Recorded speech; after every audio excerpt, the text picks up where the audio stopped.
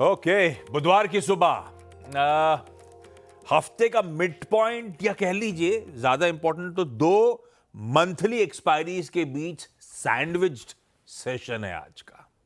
उस लिहाज से सेशन की अहमियत तो तगड़ी है। दो यार देखिए ये सैंडविच सेशन आपकी स्क्रीन पे कहने के लिए कल वैसे back to back 7th straight trading session था जब भारतीय बाजार बढ़त के साथ मजबूती के साथ ये कह लीजिए पॉजिटिवली क्लोज होते हुए नजर आए, पर बुल्स ने फाइनली एक स्टिफ रेजिस्टेंस फेस किया है 23,850 के जोन्स पर। वो कल की इंट्राडे चार्ट आपकी स्क्रीन पे लार्जली बियर्स ने इंट्राडे एक्शन को डोमिनेट करा। अब कह लीजिए प्रॉफिट बुकिंग देखने को मिली या अच्छी तेजी के बाद भारतीय बाजार कूल ऑफ होते हुए नजर आए, कहीं ना कहीं थे तो ओवर स्ट्रेच्ड ओवरबॉट जोन्स पे। तो एक टेम्पररी हॉल्ट था कल या फिर टाइम और प्राइस करेक्शन का फेज आ रहा है, ये तो खैर टाइम बताएगा आगे चलते हुए, हाइंडसाइट में पता चलेगा अपने को। पहले आज के समीकरण, आज के क्यूज आपकी स्क्रीन पर रख देता हूं। गिफ्ट निफ्टी कह रहा है भाई साहब 50 पॉइंट ऊपर ही मजबूती के साथ भारतीय बाजार आज फिर शामकाज की शुरुआत करेंगे। अच्छे डिसेंट संकेत, 1/4% उछाल। लाइए ग्लोब पर नजर का स्टिंग दिखाता हूं, ग्लोब का मूड कैसा है। सबसे पहले तो अपने एशियन पियर्स को रखिए डायरेक्टर साहब स्क्रीन पे। हमने गिफ्ट निफ्टी देख लिया 50 पॉइंट ऊपर मजबूती के साथ। एशिया भी लार्जली ठीक ठाक है, चाइना छोड़ दीजिए यार, देखिए बाकी बस चाइना ही कोई छोड़ दीजिए, चाइना और हैंगसेंग को छोड़ दीजिए तो आप देखेंगे बाकी एशिया फिर भी इन ग्रीन ठीक ठाक डिसेंट कामकाज करता हुआ नजर आएगा। ओ हैंडओवर जो था कल जब हम क्लोज हो रहे थे मंगलवार के ट्रेडिंग सेशन में 3:30 बजे, उस समय यूएस के फ्यूचर्स थे स्लाइटली इन रेड, मतलब वो 0.1% 0.2% दबाव में टाइप्स। कल का यूएस का सेशन फ्लैट से 0.5% तक की मजबूती, आधा नैस्डैक था, फ्लैट डाउ था, वोलेटाइल था, सीमित दायरे में वोलेटाइलिटी थी। एक तरफ 150 पॉइंट ऊपर भी था, एक समय 100 पॉइंट नीचे भी था, इस तरह का दायरा था। और इवेंचुअली वो देखिए आपकी स्क्रीन पे फ्लैट लाइन पे बंद हुआ और आज सुबह के फ्यूचर्स हल्का बहुत गेन्स दिखा रहे हैं 1/4% तक का। तो तब और अब बुरा नहीं है। हम जो डाइजेस्ट करके गए थे और यूएस के फ्यूचर्स जहां खड़े हैं, एटलीस्ट इक्विटीज के लिहाज से हैंडओवर बुरा नहीं है। तीनों बेंचमार्क्स में कुछ कुछ गेन्स ही बचाने, वही गिफ्ट निफ्टी दिखा रहा है। लेकिन हॉर्माज से जान लिया जाए दरअसल चल क्या रहा है। हॉर्माज गुड मॉर्निंग, कैसा रखूं आज का ग्लोबल सेटअप? गुड मॉर्निंग आशीष। सेटअप आप होप ट्रेड पर जो चल रहा है वैसा ही रखिए, क्योंकि वैसे ही चल रहा है वहाँ पर। हम उम्मीद लगाए बैठे हैं 2 अप्रैल को कुछ ज़्यादा बुरा नहीं होगा।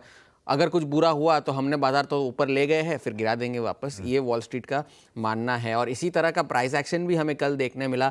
वो नैस्डैक भी सिर्फ टेस्ला की वजह से जो है थोड़ी सी आउट परफॉर्मेंस देखने मिली है। टेस्ला 5 दिनों में लगभग 28% जो है चल चुका है, तो थोड़ा सा लोअर लेवल से रिकवरी वहाँ पर भी देखने मिल रही है। मगर होप ट्रेड इसलिए है क्योंकि इतना ख़राब डेटा आने के बावजूद जो है बाजार गिर नहीं रहे हैं। और ख़राब डेटा इसलिए भी है क्योंकि कंज्यूमर कॉन्फिडेंस का जो डेटा था वो 4 साल के सबसे निचले स्तरों पर था और महंगाई और अर्थव्यवस्था को लेकर चिंताएं कंज्यूमर्स में अभी भी बनी हुई है। 6 महीने के आगे के जो प्रोजेक्शंस थे वो 12 साल के सबसे निचले स्तरों पर थे। 65.2 का जो आंकड़ा आया है और एक आंकड़ा है 80 का, वो रिसेशन सिग्नल्स इंडिकेट करता है। तो 80 के बजाय अगर 65.2 का आंकड़ा है तो आप समझ लीजिए कि कंज्यूमर्स किस तरह से वहाँ पर जो है सेंटिमेंट वहाँ पे इतना इस कदर बिगड़ा हुआ है।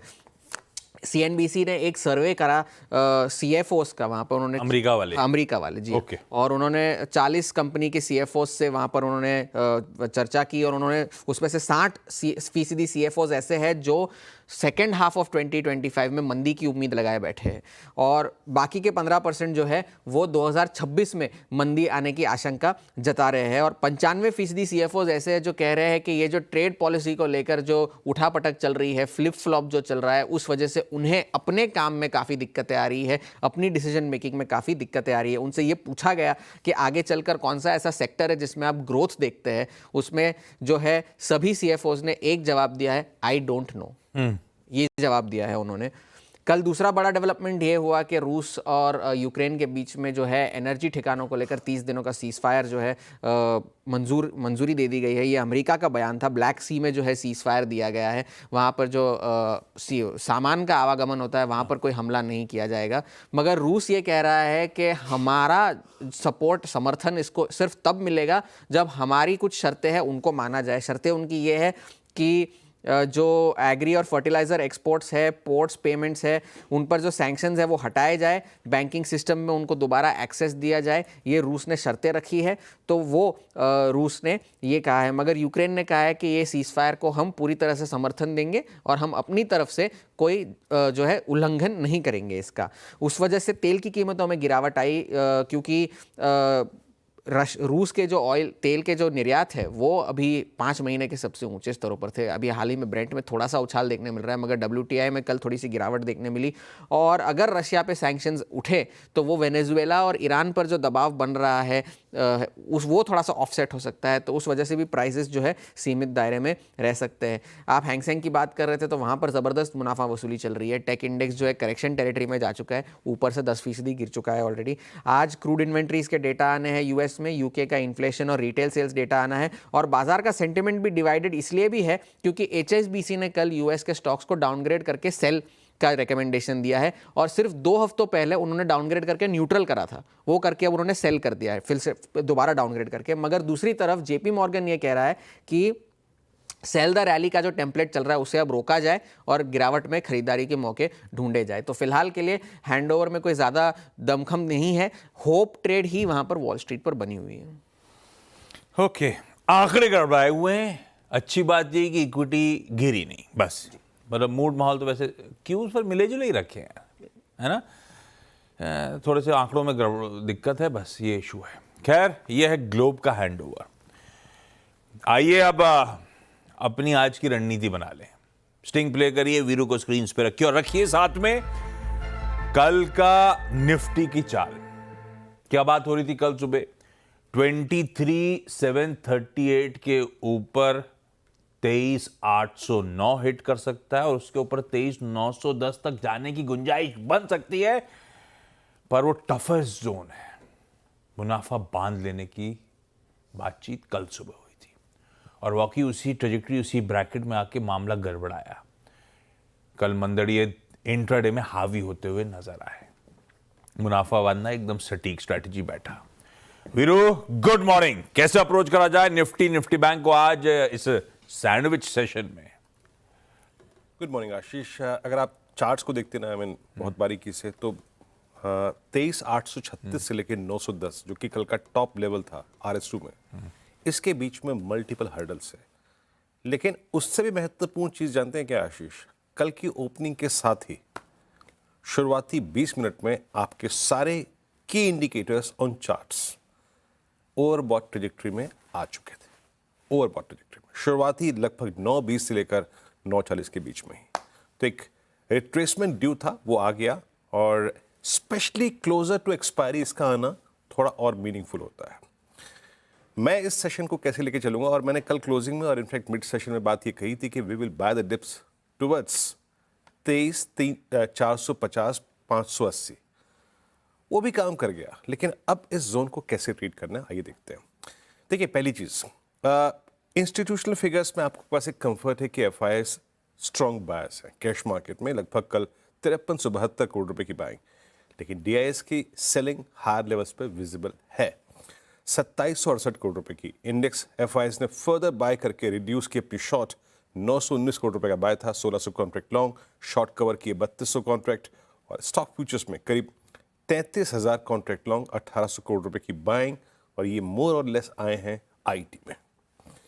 FIS का नेट शॉर्ट का डायग्राम अगर आप देखें ना आशीष, तो नेट शॉर्ट उनके फर्दर रिड्यूस हुए हैं, और ये है अब अप्रोक्सीमेटली आप समझ लीजिएगा कि 90,000 की ट्रेजेक्टरी में। तो ये 90,000 कॉन्ट्रैक्ट्स टुवर्ड्स एक्सपायरी, क्या ये तब्दील होंगे, क्या ये शॉर्ट कवरिंग में तब्दील होंगे, यही तय करेगा आपके अगले 2 सेशंस के मूव को। क्या वो नेट लॉन्ग होंगे? मैं इस सेशन को कैसे अप्रोच करूंगा? देखिए, कल के रिवर्सल के बाद 23,700, 800 और 900 पे इन 3 कॉल राइटर्स ने कंसिडरिंग एक्सपायरी एक स्ट्रॉन्ग ग्रिप ले ली है। एंड मोर स्पेशली आशीष 23,800। यकीन मानिए 23,809 बहुत ही क्रिटिकल है। और नीचे 23,500 की पुट 83 लाख का आउटस्टैंडिंग वाई होल्ड करती है। मेरे ख्याल से जब आप पिरामिड्स को देखेंगे तो ये बात आपको क्लियरली विजिबल होगी। और एक और चीज़ याद रखिएगा, 23,500 के नीचे 23,400 की पुट में एग्जिट भी है, तो समझने की कोशिश कीजिए इसको। बड़े कॉल राइटर्स 23,800 पे, 900 पे, 700 पे, 23,500 पे पुट राइटिंग सिंपली मीन्स है कि इंडिकेटर्स थोड़े कूल ऑफ होंगे। जब तक वो कूल ऑफ ना हो जाए, माइट बी इंडेक्स इस रेंज में थोड़ा सा कंसोलिडेट करेगा, टाइम लेगा अपने आप को थोड़ा सा ओवरबॉट ट्रैजेक्टरी से एक डिसेंट ट्रैजेक्टरी में लाने का। इसमें अप्रोच करेंगे। देखिए बेस वन पे एक बात याद रखिएगा, अब हमें फोकस करना है बेस वन पे। A long trade closer to base one will give better reward. 490, 566 इसके ऊपर 10-20 पॉइंट या विद इन दिस रेंज वो ट्रेड पिक करना है। बट एनी मोमेंट अगर आप 490 के नीचे स्लिप होते हैं तो एक अलर्ट है कि we will drift down to slip down to 406 and 372। But base one के ऊपर जब हम ट्रेड पिक कर रहे हैं तो हम उन ट्रेड्स को ट्रेजेक्टरी नंबर 1 पे चेक करेंगे। लेके आइए आरएस की प्लेट। रेजिस्टेंस 1 700 738 के आसपास। अगर ये जोन नहीं कट रहा है तो बुक इट, सिंपली मीन्स 739 और 550 के बीच में निफ्टी रहेगा। बट अगर ये जोन कट गया तो again a swing towards 811 839 903 looks possible. ऐसे ट्रेड कीजिए निफ्टी को। और निफ्टी का बहुत स्ट्रॉन्ग क्लोज तभी माना जाएगा आज के सेशन के लिए, कल के सेशन के लिए, अगर हम 811 के ऊपर क्लोज देते हैं। निफ्टी बैंक कल 52,050 की ट्रेजेक्टरी तक गया, फिर वहां से कोलैप्स हो गया।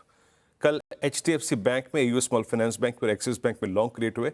अदर देन दैट सब में कल शॉर्ट बिल्डअप हुआ है हाई लेवल से। 52,000 के मंथली कॉल राइटर ने एक स्ट्रॉन्ग ग्रिप ले ली है। ह्यूज आउटस्टैंडिंग वाई कल वहां पे बिल्डअप हो चुका है, ये देखिए। और इन्होंने शेप ली है 51,800 पे, 900 पे, 51,500 पे पुट राइटिंग है और साथ ही साथ 51,000 पे पुट राइटिंग है। लेके आइए लेवल्स। हमें फोकस करना है, अगर लॉन्ग ट्रेड इस रेंज में पिक करना है और ये मान के चलें कि इसमें कंसिडरेशन है, तो डायरेक्शनल ट्रेड बेस वन के आसपास मिलेंगे बिटवीन 403 एंड 209। पिक कीजिए यहां पे और RS 1 के आसपास एग्जिट कर जाइए। और एक और बात याद रखिएगा, मैंने कल भी कहा था पोजिशनल स्टॉप लॉसेस 51,209 और 51,044 के बीच में रखिए। अगर ये ट्रेजेक्टरी टूट गई तो बेस टू भी टेस्ट होगा निफ्टी बैंक में, जो कि 50,777 पे पॉसिबल है। और फिर कह रहा हूं, जो कि ट्रेड हम बेस वन पे पिक करेंगे वो RS 1 के आसपास निपटा दीजिए for further upswing towards 52500। RS की प्लेट लेके आइएगा। निफ्टी बैंक को 52,057 के ऊपर एक सेशन स्पेंड करना पड़ेगा। HDFC की है आशीष। ब्यूटीफुल। ये है निफ्टी बैंक की आज वेडनेसडे की हमारी रणनीति।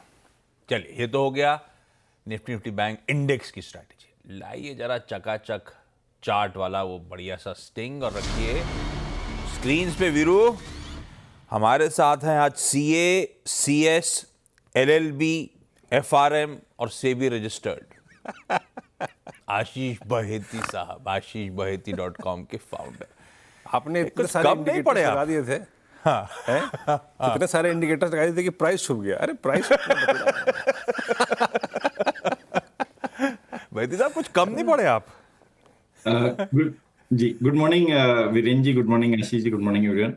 आशीष जी, पापा ने बोला था कि CNBC पे आना है तो इतने तो चाहिएंगे। हम तो डायलॉग एमकॉम करके एकदम आ रेडी गए रखा है। हैं आशीष। हम क्या तो कह रहे हो? एमकॉम करके आ गए। हम तो एमकॉम ऐसा करके आ नहीं है, गए। ऐसा नहीं है, मैं भी लिखूंगा अभी साइड पे। बहेती साहब गुड मॉर्निंग। बहेती साहब, दो बढ़िया वाले ट्रेडिंग आइडियाज। जी आशीष जी, कल हमने देखा कि दो सेगमेंट में अच्छा मोमेंटम था, दो सेक्टर में। एक तो सीमेंट और दूसरा FMCG में कल बाइंग इंटरेस्ट क्लियरली विजिबल थी।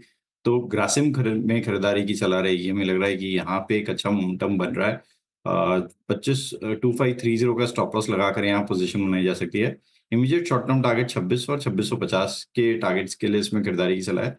दूसरा जो स्टॉक हमें अच्छा लग रहा है वो गोदरेज CP का। यहाँ पे भी मोमेंटम बहुत अच्छा बन रहा है और जिस हिसाब से बाइंग इंटरेस्ट कल देखने मिली, OI भी बढ़ता हुआ देखने मिला, तो यहाँ पे भी खरीदारी की सलाह है। 1110 का एक स्टॉप लॉस लगाना है गोदरेज CP में।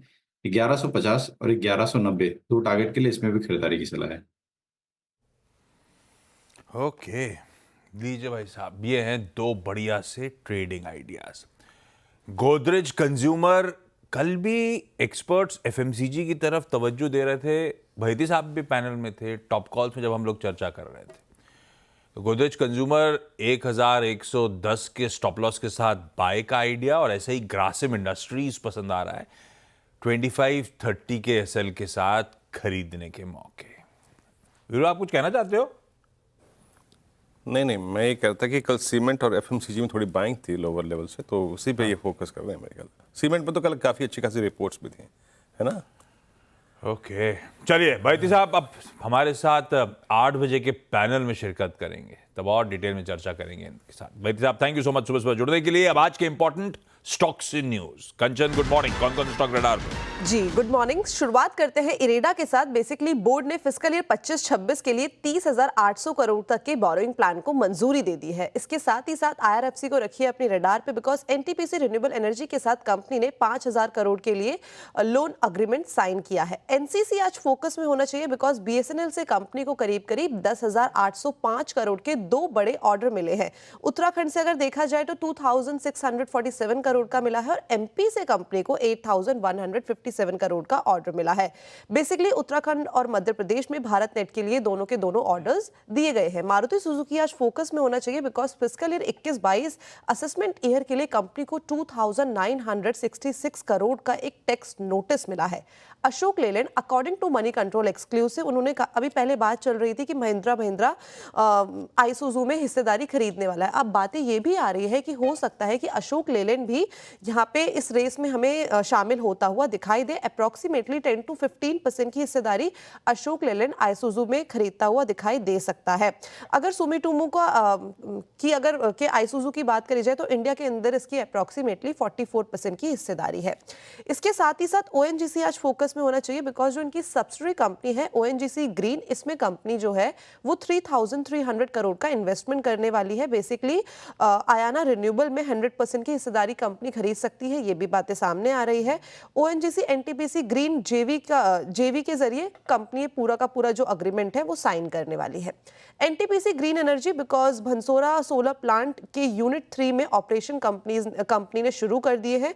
यूनिट 3 में 100 मेगावाट का कमर्शियल ऑपरेशन शुरू होगा, और साथ ही साथ जो टोटल अगर वैल्यू देखी जाए यानी कि 320 मेगावाट की, उसमें से 100 मेगावाट का जो काम है वो अब चालू होने वाला है। बीएचईएल, क्योंकि पावर इंटरनेशनल के साथ कंपनी ने जो अग्रीमेंट है उसको बढ़ा दिया है। हीट रिकवरी सिस्टम जनरेट करने के लिए बेसिकली पूरी की पूरी पार्टनरशिप की गई है।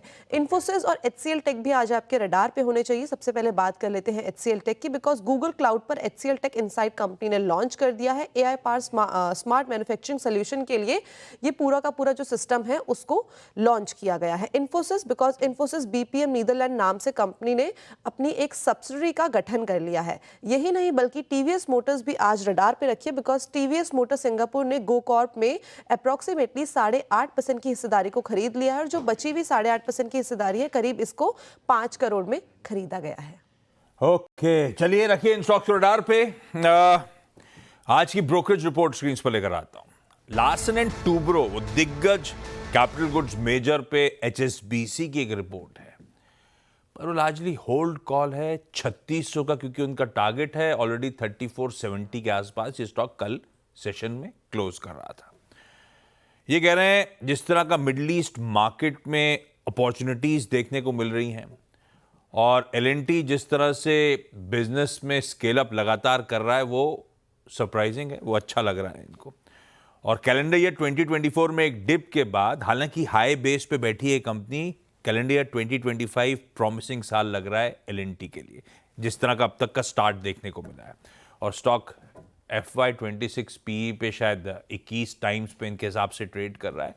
तो इसीलिए समीकरण तो ठीक दिख रहे हैं, लेकिन लक्ष्यांक इनके बहुत ज़्यादा अपसाइड दिखाते नहीं है। 3600 के टारगेट्स हैं। खैर, ब्रेक ले लेता हूँ इस नोट पर। ब्रेक के उस पर जब लौट के आऊँगा तो आज का इवेंट्स कैलेंडर और साथ साथ कमोडिटी स्ट्रैटेजीज पे बातचीत करने के लिए केडिया कमोडिटीज के director Ajay Kedia sir ready हैं। केडिया साहब, गुड मॉर्निंग। बस ब्रेक के उस पर आपके पास आ रहा हूं। Good morning.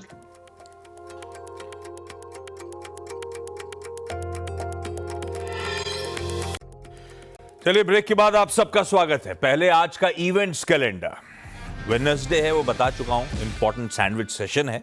आज अशोक लेलैंड की बोर्ड मीटिंग होनी है और बहुत ही शॉर्ट नोटिस पे खुद ही लिख रहे हैं हमने बोर्ड मीटिंग कॉल करी और उसके बाद आज शाम 5:15 बजे अब एक एनालिस्ट कॉन्फ्रेंस कॉल भी करेंगे। बोर्ड मीटिंग में जो कॉर्पोरेट अपडेट्स हैं वो आपके साथ शेयर करेंगे और इस कॉन्फ्रेंस कॉल को शीनू अग्रवाल एमडी और सीईओ और इंक्लूडिंग सीएफओ भी वहां पे होंगे। तो कुछ इंटरेस्टिंग अनाउंसमेंट रहा है, तैयारी हो गई है, अटकलें हैं, अलग अलग रिपोर्ट्स आ रही हैं। देखते हैं आज शाम को क्या अपडेट्स आते हैं या दिन के दौरान क्या आते हैं। वैसे मनी कंट्रोल की एक एक्सक्लूसिव ये भी कहती है कि एसएमएल इसूजू के दावेदार ये भी हैं, तो देखते हैं भाई। बोर्ड मीट एमएसटीसी की है, तीसरा इंटरिम डिविडेंड कंसिडर करने के लिए, और आरईसी की है FY26 यानी कि आने वाला जो वित्त वर्ष है उसका मार्केट बोरोइंग प्रोग्राम तय करेगा बोर्ड। एक्स डिविडेंड्स हैं आपकी स्क्रीन पे, आरईसी और टीवीएस मोटर कंपनी, दोनों बड़े नाम है इसलिए दोनों मेंशन कर देता हूं, दोनों रख दूंगा स्क्रीन पे। कई सारे आईपीओस के लॉक इन खत्म हो रहे हैं, उनमें से दो मेंशन करता हूं। करारो इंडिया 3 महीने का लॉक इन खत्म हो रहा है, 27 लाख शेयर्स फ्री अप होंगे ट्रेडिंग के लिए।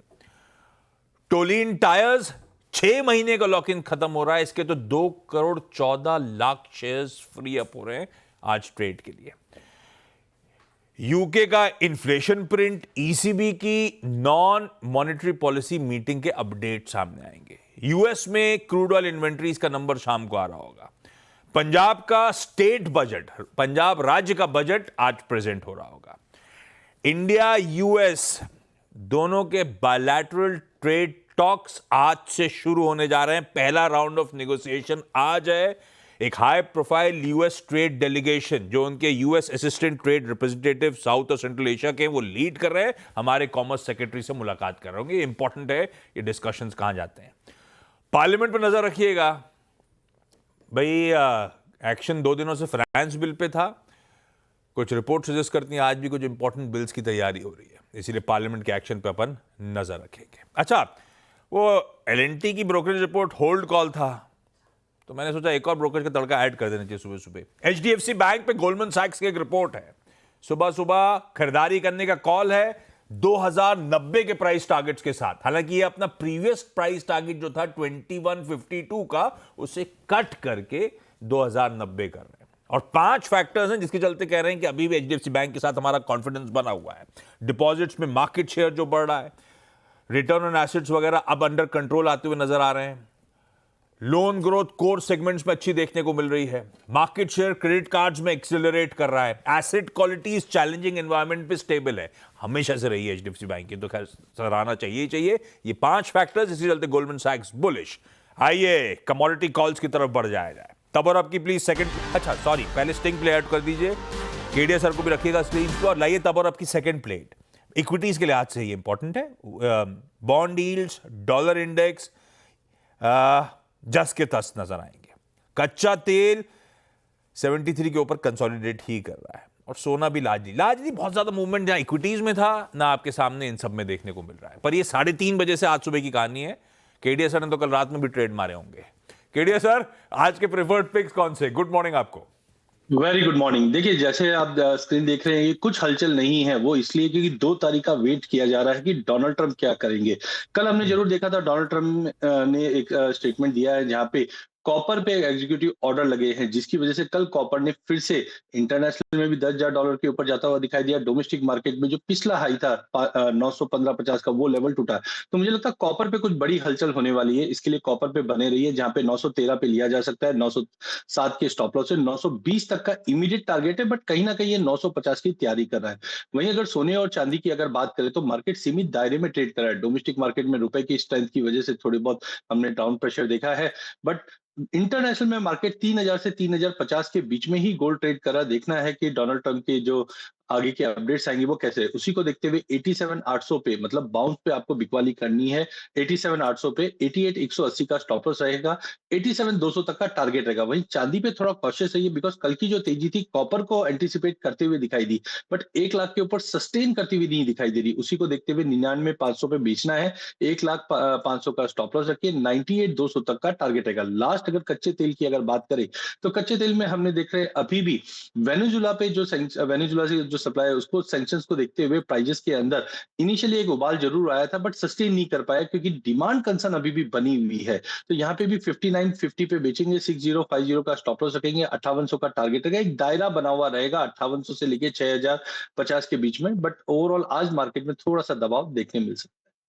तो भाई इक्विटीज हो, कमोडिटीज हो, कमाई के बढ़िया मौके सुबह सुबह। Kedia sir, thank you so much जुड़ने के लिए। कॉपर खरीदारी करने का मन और एग्रेसिव कॉल है, इवेंचुअली शायद अच्छी खासी तेजी तूल पकड़ती हुई नजर आए, पर उसके सामने सोना हो, कॉपर हो, सोना हो, क्रूड हो, बिकवाली करने के कॉल्स हैं। लेवल्स आपकी स्क्रीन पर आ जाएंगे। इस नोट पर मॉर्निंग कॉल में आज के लिए इतना ही। गिफ्ट निफ्टी के डिसेंट से संकेत हैं 1/4% गैप के साथ। शायद आज हम वेडनेसडे के दिन शुरुआत करेंगे। ब्रेक ले लेते हैं, लौटेंगे तो आज का सीधा सौदा। नमस्कार।